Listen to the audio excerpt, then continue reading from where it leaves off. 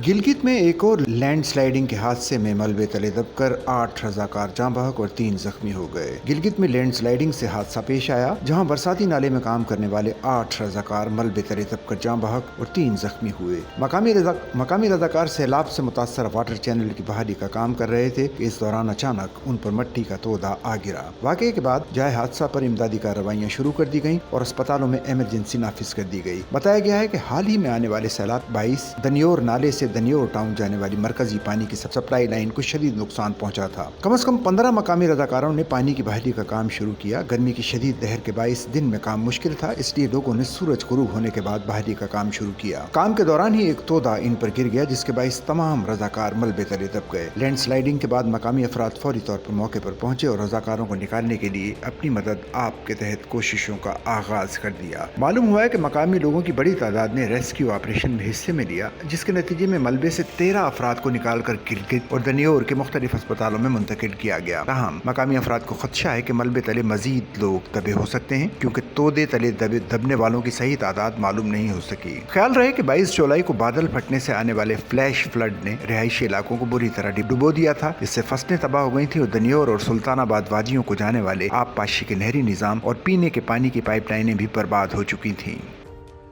Sachal news network की videos में खुशामदीद। नाजरीन, वीडियो से मुतालिक अपनी कीमती राय का इजहार कमेंट बॉक्स में ज़रूर करें और चैनल को सब्सक्राइब करें।